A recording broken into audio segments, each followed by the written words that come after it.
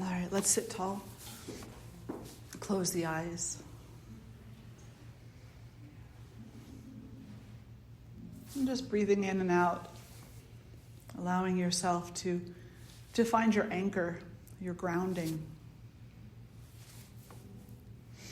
Setting your foundation in such a way that you're prepared to receive whatever teachings are meant for you today.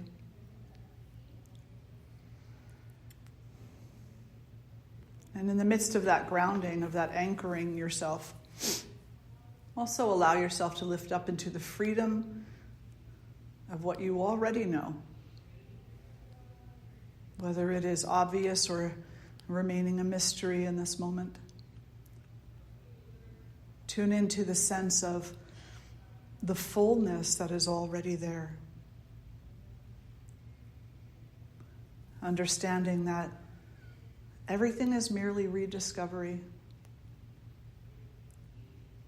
a reawakening of inner knowing, not actually the discovery of something new.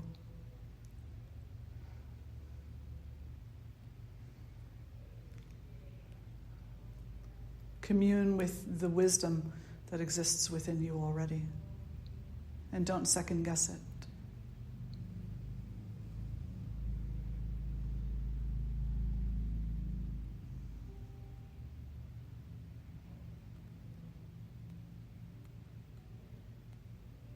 And tuning in to the breath.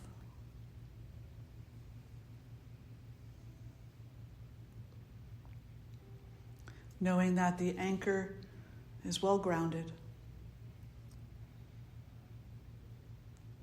And that grounding allows the heart to fly, to soar, to explore, and to just be.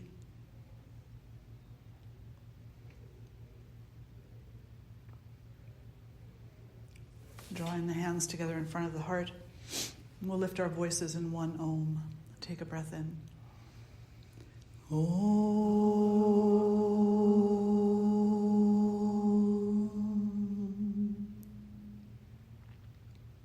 And then release the hands gently and softly flutter open the eyes. And you were all just in class, so you know that we talked a little bit in the yoga class about what it is to establish appropriate balance in the weight of the body, to not bear down too much unnecessarily into one part, and to not bear down too little out of fear or holding back or trepidation of some sort into another part. And so if we're looking at the Patanjali yamas and niyamas, we could say that when we press down so hard through our hands or fall into the right side of our body when we don't need to, that's a form of stealing.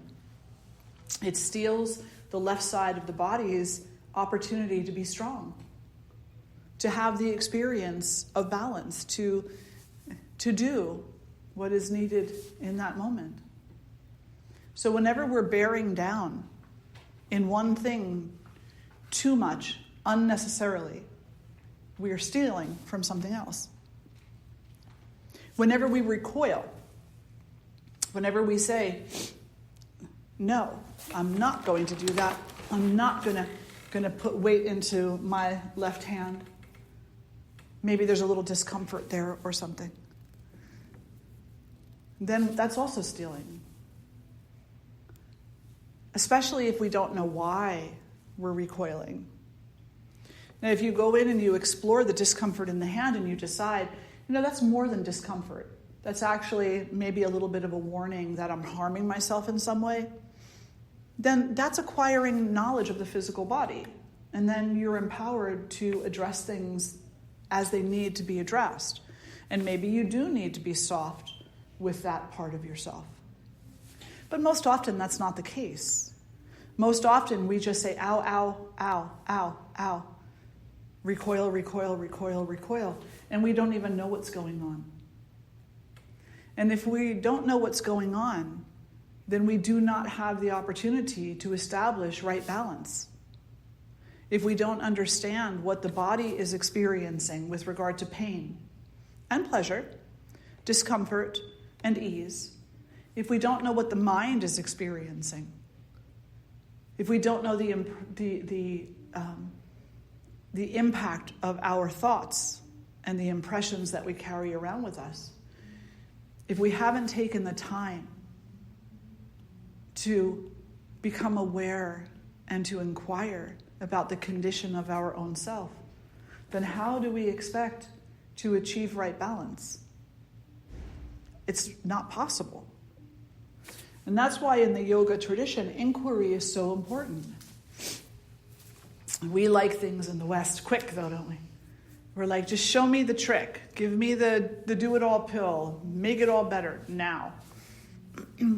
Yoga says, nope. Maybe there are a few people, and by a few, I mean like there's 8 billion people in the world, so maybe 2. Maybe there are 2 people in the entire world who can just, boom, know it, feel it, do it, done. Achieve that optimal balance without having to take the time to inquire. But they still inquired. There was still a calling in their heart to change something in their life, to answer something in their life. So they still inquired, but it was just a much shorter duration. And that type of a person who is that instantaneously awakened to themselves, I would say that person is like a saint, right? They're the ones who have the calling in their heart, and there's no obstacle between them and the answer. They just surrender to it. But most people know.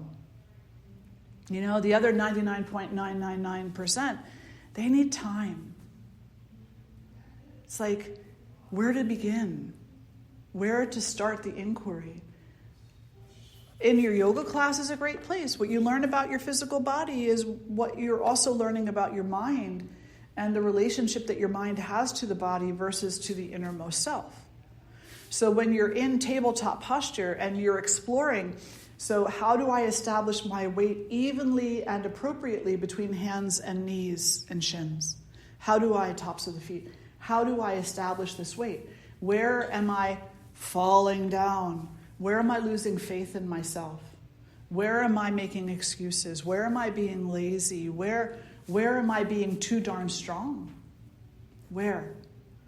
And then we say, well, okay, so I've asked those questions. I'm not sure how to answer them. I'm not sure because this inquiry is new to me, so maybe I'll just take a chance. And I'll say, what happens if I hug my shoulder blade onto the back of my body? What happens if I lengthen my spine? What happens if I lift up a little bit into my arms? Lift up rather than bear down. Lift up into the thighs rather than bear down. What happens if I close my eyes and just imagine that there's an equanimity between all points touching the ground? What happens? We inquire, we may not know how to address what we find, so we become curious explorers and we just begin trying. That's all. I know a lot of yoga teachers say, don't try, just do. No, the doing is trying, right? Because rarely do we do the handstand. First we have to attempt the handstand, try the handstand. We have to find out what it's like to put all our weight into our hands. You know, we have to have the experience of it. So we inquire, we ask these questions of ourselves, and we're like, okay, so I found that, you know, like I dump my weight into my right hand because my left wrist hurts. I found that you know, I don't like the way my knees feel when I'm in tabletop posture, and I tend to scrunch my spine and, you know, like an accordion closed, right? Shoulders are usually up to the ears. So now what do I do? And I have an idea that those are some of the things that make this posture uncomfortable, but what do I do? Well, let me see what it's like to move my shoulders away from my ears. Let me find out what it's like to lengthen my spine. Let me find out what it's like to use a prop under the knees, like a blanket. Let me find out what it's like to balance my weight between my hands or use a prop to lift my wrists up off the floor a little bit. Let me find out. And so we begin to explore. And in the exploration, we find out what supports us. And sometimes we listen to that and we say, okay, I know now. My knees will be comfortable if I put a folded blanket under them. And next time we come to class, we don't bother with the blanket. Because we think that because we know the folded blanket is going to make the knees more comfortable, then we've obviously learned and we don't need the blanket anymore. But is that the truth? No. We need the blanket, so go get the blanket. You learn the lesson, you have that little bit of wisdom now. Now go exercise the wisdom. Don't become lazy in the brain. Go get the blanket. Through continued use of the blanket, we begin to soften our understanding of how the knees might feel. We don't just say, oh, it's going to hurt, I know, so I'll just bear down and deal with it, or I'll recoil and deal with it. Instead, we say, oh, there's actually relief there. There's relief in having the blanket under the knees. And when there's relief there, then there's a little bit of relief in the entire posture. So let me take some time to experience that relief. Let me take some time to experience that relief. And initially the relief is like pleasure. It's like, oh, look at that, I did it. Yeah, that feels so good, right? But eventually that relief becomes understanding. That we're not just talking about your tabletop pose here. We're talking about every facet of your life. That there is a prop, there is a practice, there is an alignment, there is an understanding, there is an exploration that follows the inquiry. There is a trying, a doing, for lack of a better word right now. In every facet of your life, not just your tabletop pose, not just your handstand.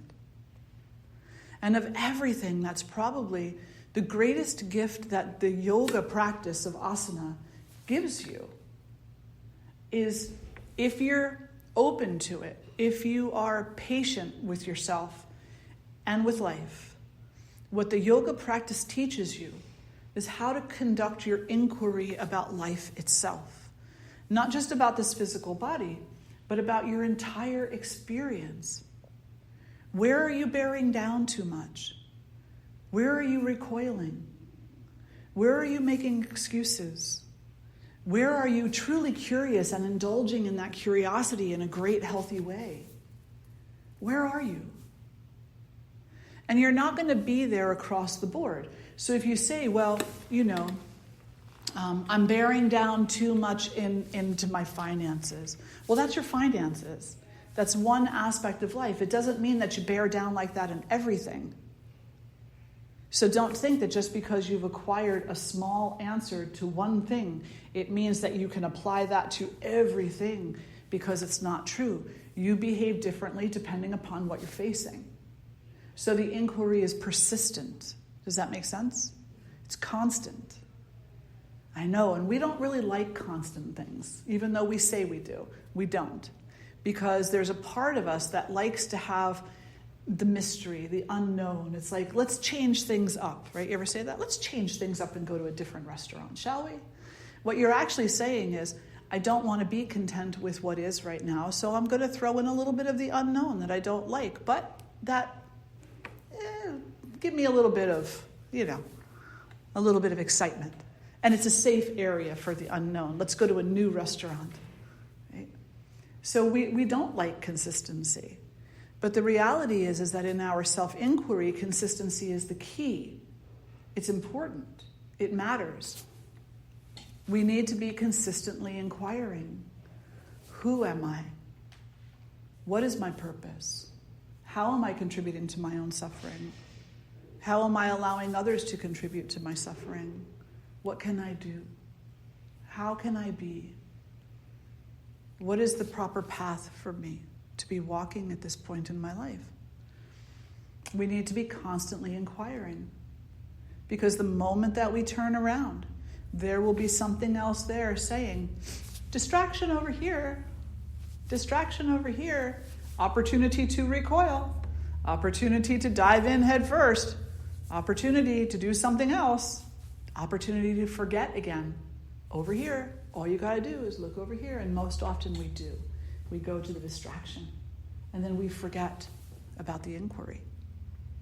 And then after the distraction happens, and we find that we have been hurt, harmed, disappointed, emotionally distraught in some way, shape, or form, we say, oh, but I knew.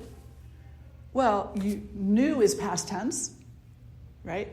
To know is to be.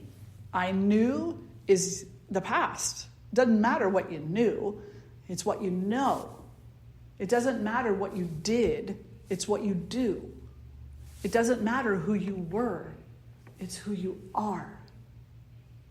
It doesn't matter what was, it's what is. Because now is the only time that actually exists, using the word time loosely here. It's the only moment that is real, is now. So we learn lessons as we go along. We have this inquiry. We go into the trying, the doing, the learning, the attempting. We learn so much, and then we kind of sometimes leave it there. But what we really need is to carry it forward with us so that we recognize in every moment that comes, oh, I'm recoiling again. Okay. Let me take a moment, if it's appropriate to, take a moment and find out, why am I recoiling? Am I afraid? Am I not afraid? Am I really in pain? Am I not really in pain? Is there something else driving me? What is keeping me from my happiness?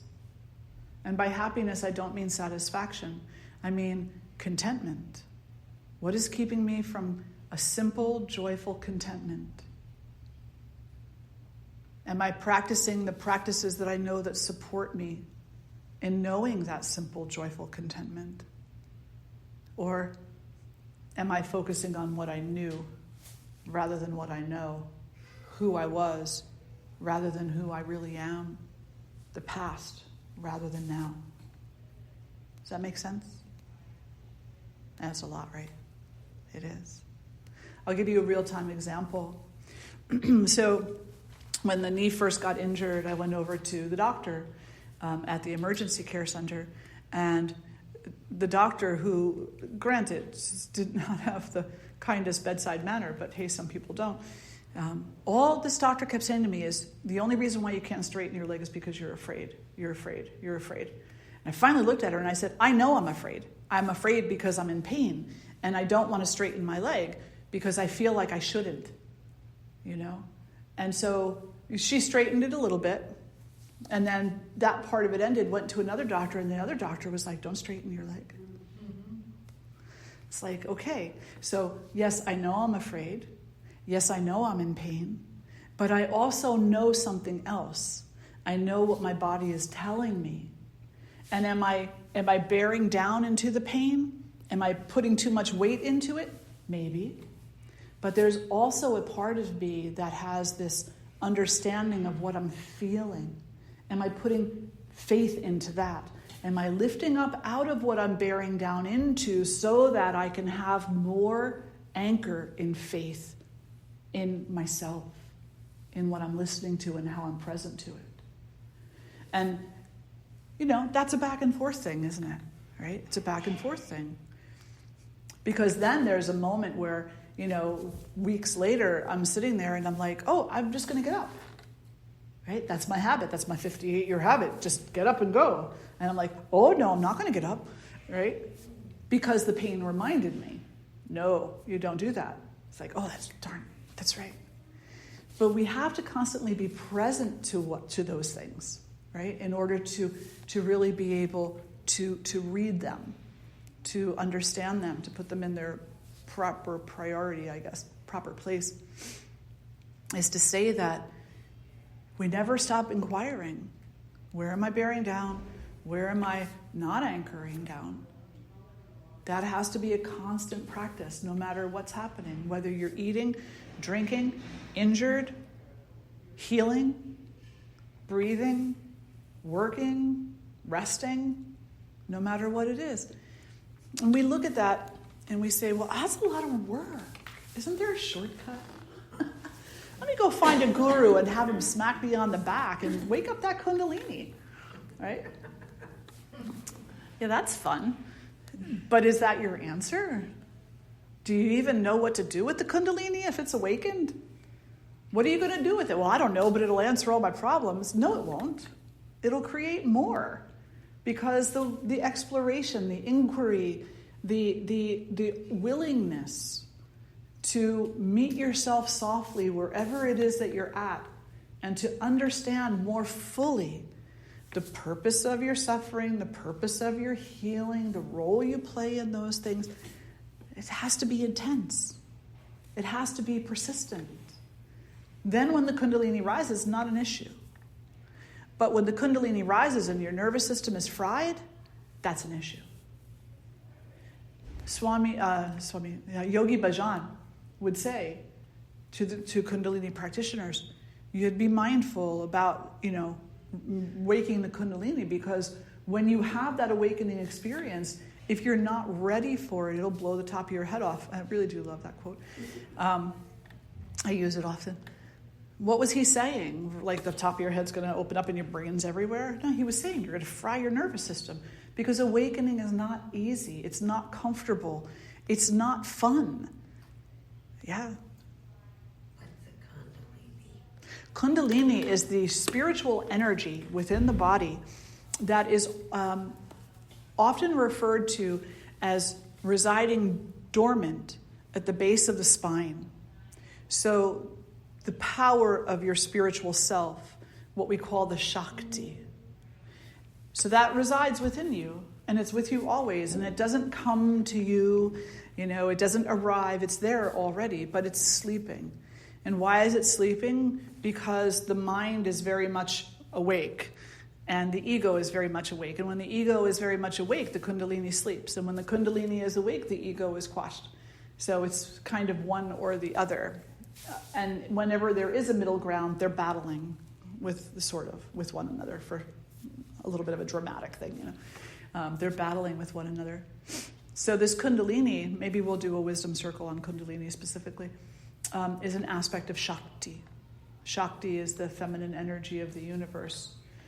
And the Kundalini, through this process of spiritual purification, whether it's through particular yoga asanas or pranayama, breathing practices, or lifestyle, or all of the above, that spiritual inquiry has gotten to the point where it is so consistent and so powerful, not forceful, powerful, that Kundalini energy begins to awaken because you purified yourself enough that can happen. It starts to rise up through the body to a point where it meets what's Shiva, consciousness. And when that power meets consciousness, then it opens you up to spiritual awakening, like a strong awakening. It doesn't usually last, though, for most. It's like it's an experience. And then the experience moves into another experience, because there's still such a strong ego impression about the linear timeline that we live within, that then that experience fades into the next experience. And the ego says, well, that was a grand experience, that awakening, that knowing, that being all powerful and all important. I like that, right? And then the next experience comes along and someone's mean to you, and it's like, well, I'm all powerful and all knowing. How dare you treat me that way? And then the ego gets pissy. And, that completely robs the experience that you just had. And now that was an experience in the past, which we still hold on to. I had it. Or maybe we think I still have it, and that my anger is therefore justified, right? Does that make sense?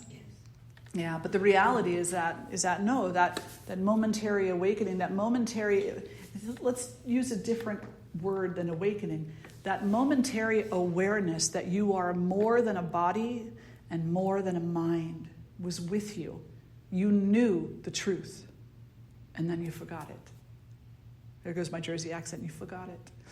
You forgot it, it left you, right? And you went back to not knowing, and thinking that the ego is all powerful. Of course, that's not the words we put to it, but that's the reality of it. Make sense? Yeah. So that's why it's so important for this practice to be consistent. The inquiry needs to be consistent.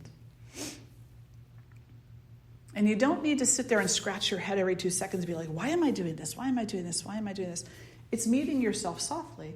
It's like you're in line at the store, or you're shopping at the store, and you're going down the healthy aisle, and then ego says, well, you've had a really hard week. You should just go get yourself a nice big chocolate cake and some ice cream and, have that tonight. It's good. You can do that once in a while, right? And so you're walking and having a soft awareness of where I'm walking to and why. Right? A soft awareness. It doesn't mean you can't get the cake and the ice cream, but you need to know that if you get the cake and the ice cream, that there's probably going to be a consequence to it. And the consequence could be a number of things. It could be upset stomach. It could be increased blood sugar. It could be self-judgment. It could be perpetuating a spiral. It could be depression. You need to know that. And then whatever decision you make, you accept the consequence. You say, and not just like, I know it's going to cause me some depression and judgment tomorrow. I'm perfectly okay with that. If you're okay with that, really, then you won't have the judgment or the depression tomorrow. Right? Yeah. So if the judgment and the depression tomorrow, because you had chocolate cake and ice cream tonight, shows up, then you know that you really weren't okay with it. And that's another lesson to learn. I'm not okay with it. I'm lying to myself. Let me stop lying to myself and say, this is really the choice. Do I want to suffer, or do I wish to heal? And if I really wish to heal, then I will stop the behavior that causes the suffering. Yeah, that's a lot. Let's pause there and just say, are there any questions or reflections? Yes. I'd like to share something that happened this week. And this kind of all ties in, and everyone in this room, I think, will understand. I worked at the same company and with this same group of people for more than 30 years. Mm. So they know a lot of things about me and my family and whatnot, because they're as close to me as family is. But during the pandemic, I was working at home for a good a year and a half, and things happened and life changed, and I was working from home, and during that time, a young girl started. And when I went back to work, I physically looked different, number one, because I had lost a lot of weight. But that was because my desk was right beside my treadmill. So when I didn't have to read emails or whatever, I got on my treadmill. Right? I chose not to dye my hair anymore because I didn't have to. I started coming to yoga. My whole personality, persona, the way I dealt with things changed in a better way, in a much better way, except that this young girl said to me in the course of a conversation that the people that I work with think that I've gone off the deep end, which is funny. Come join me. It's a great place to be. Totally. Yeah. And this was like the perfect conversation for today, because I know that I'm doing 300% better, and the people that know me the best think there's something wrong. Like it, you know what I do. My first suggestion to you is they don't know you the best. Exactly. Yes. They know who you used to be. Exactly. Or actually, they know who you used to think you were. Yes. Right? So they knew you in the past. Now, if they truly are able within themselves to open up to your happiness, to like the well wishes, we always say to people, I really hope that you're happy. And what we're really saying is, I really hope that you're not suffering too much, but don't be happier than me, okay? Because that's going to make me completely uncomfortable if I know you're happier than me, So it's really hard for us to open up to other people's happiness. We say, well, this is more along the lines of what they're saying to you. They're not like, she's not off the deep end. She's like happy.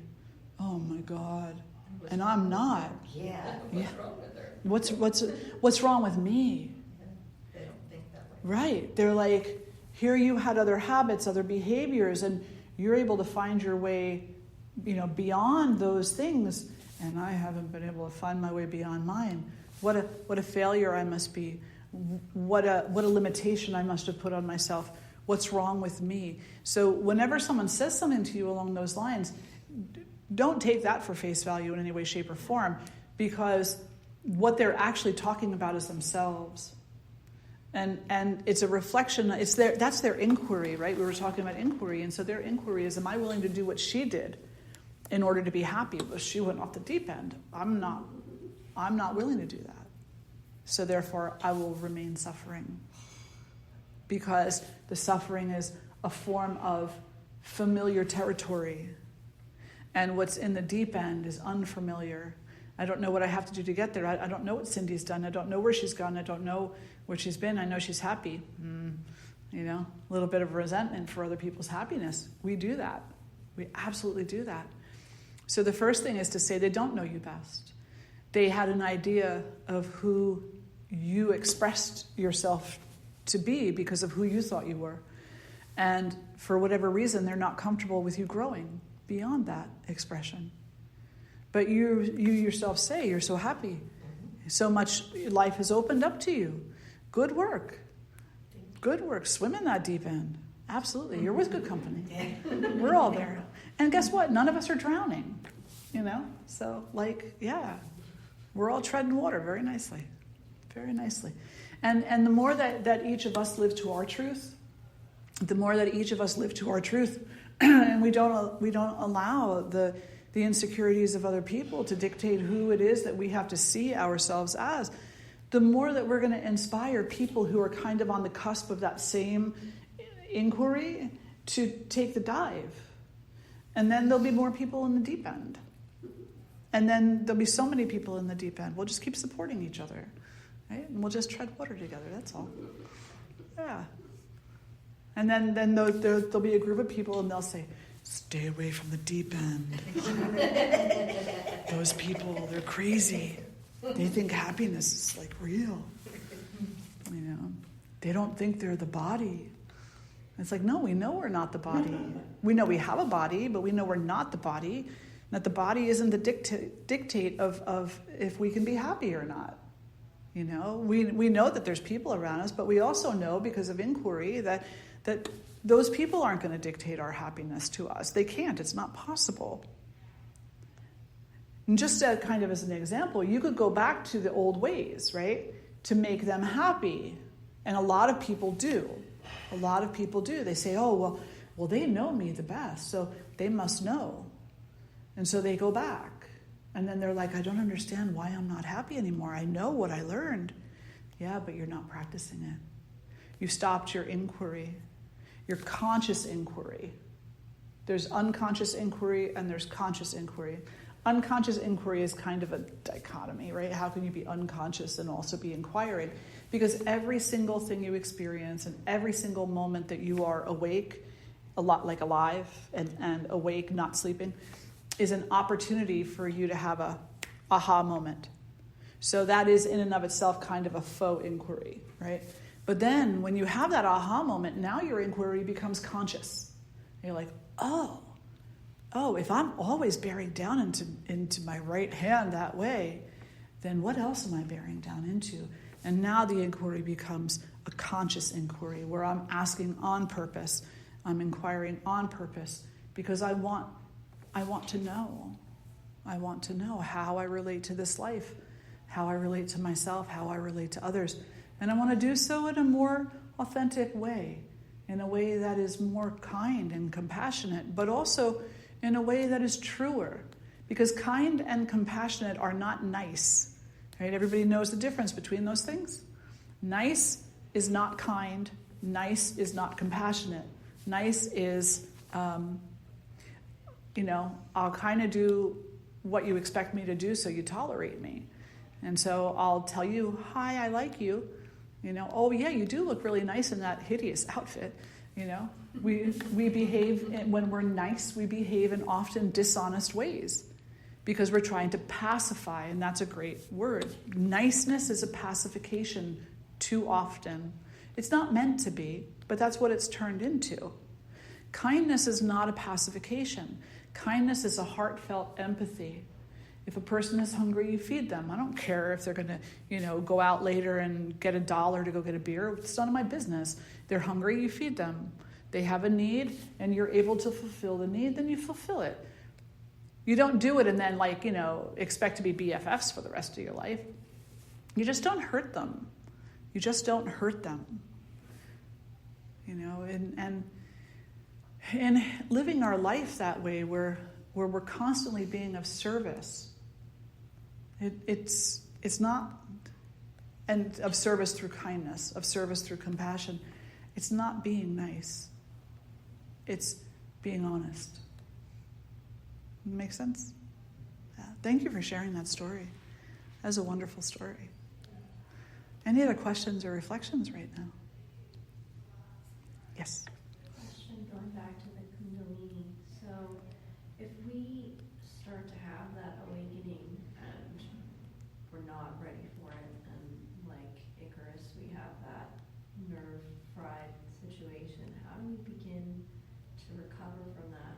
Yeah. Mentally and spiritually? It's a wonderful question. There's a lot of different answers to that. But the first thing is to recognize honestly that you pushed yourself to a point.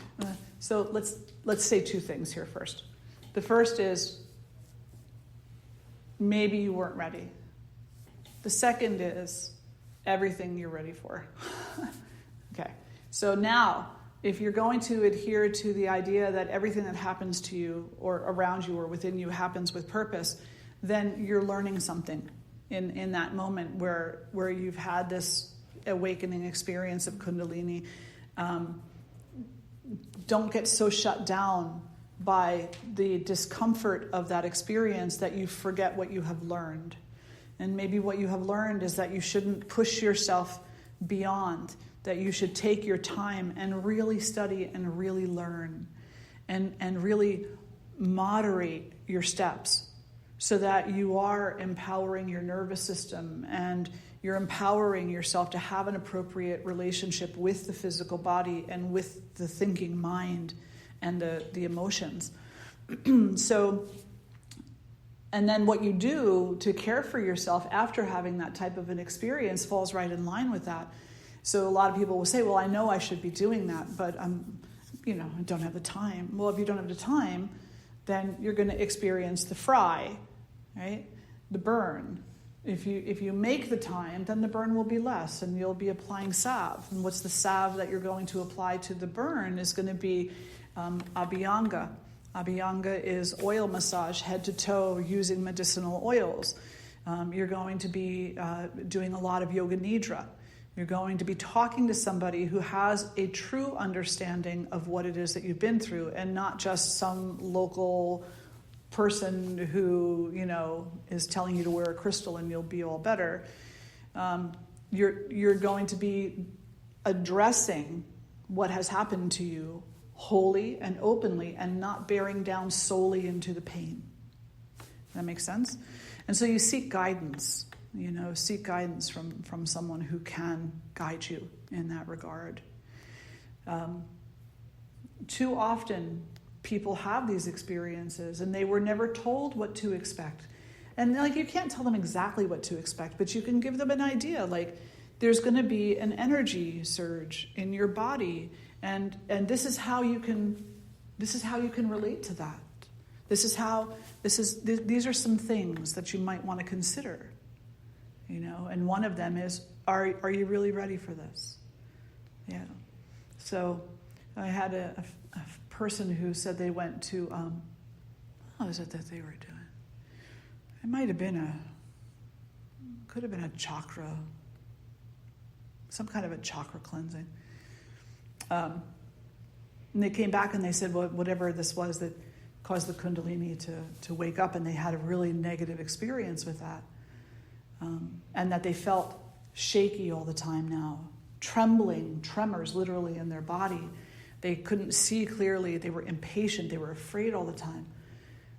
And I said to them, well, when you went in for this session, did the person talk to you about what might happen as a result of this session? Did they talk to you about the fact that you might feel energy, and that energy has a tendency to be unharnessed because Shakti will not be controlled, right? She is the pure, raw power of the universe.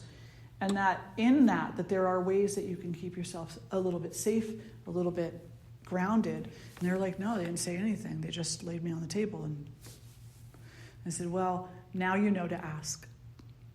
What might I experience? There are no 100% like where you're going to experience this. No, but what might I? Like, give me an idea so that I can have my self-care in place, that I know that if there's a possibility I'm going to feel frazzled, then I know that I should be doing more abhyanga. I should be doing more practices that stabilize my nerves, that tone my nerves, that give me, provide for me or allow me to have a sense of greater resiliency and anchoring down. And really, that's a concern, then maybe it's not time for that session. Yeah. So there's a lot more that can be said on that, but that would kind of be the first thing, is don't go into things blindly. Work to prepare yourself for whatever kind of awakening you might have by having a consistent practice that includes caring for the physical body and caring for the mind through asana, pranayama, yoga nidra, Ayurvedic practices, and don't push yourself beyond. Some teachers would say, well, you don't want to put thoughts in their head because then that's the experience they'll have. And I'm like, yeah, but you also don't want to lie to them. So again, don't bear down into one thing unnecessarily. Find the balance. Find the balance. Michelle? Oh, I don't remember. That was great, and now my phone's gone. That's it. Any other questions or reflections right now? Yeah. We'll do a session on Kundalini, right? We'll do a session on Kundalini, and we'll talk about that, about what it is, what it isn't, and some ways that you can, we've really already talked about it, some ways that you can hold the physical body and the spiritual essence of yourself as a sanctuary, as a home for that, because it already is a home for that. But the more that you dull your senses, the more that you allow yourself to become lost in external distractions, the less you know that essence is within you already, and the more that maybe you abuse its house. You don't abuse it because you can't. You cannot abuse Shakti. It's not possible. She's the power of whatever you do, whether you're blinking your eyes or eating your food or pounding your feet in a tantrum. She's the power of all of that. She's the power of your happiness. She's the power of the seed that sprouts and grows. She's the power of everything. So you can't hurt her, right? And I say her because it's feminized. But you can certainly hurt yourself, which makes it more and more unlikely that you will know her as part of yourself. No. Okay. So no other questions or reflections right now? Not until the Kundalini one. Wisdom circle, but I'll have a question. Okay. Very good. Wonderful. All right, let's sit up tall and we'll close the eyes. And if you're going to walk away from today's talk with anything, walk away with the idea that, every one of us is bearing down more than we need to in many, many different ways. Start finding out where you're bearing down too heavy and where you're not bearing down, where you're not stabilizing. And start shifting that relationship within yourself so that, your tabletop posture is ideal. So that whatever posture you're in, it becomes an ideal balance for the situation. So eyes closed, palms together in front of the heart. And we have opened our hearts to this beautiful divine inquiry. And we ask the Divine Mother and the Divine Father to guide us gently and to bestow upon us their grace, the grace of knowledge, the grace of presence, the grace of awareness. Let us learn what we need to learn. Let us see what we need to see, hear what we need to hear, speak what needs to be spoken, feel what needs to be felt. Let us not bear down too heavily in any one direction. Instead, always working to bring ourselves to an optimal balance. We'll lift our voices in one Om. Take a breath in. Om.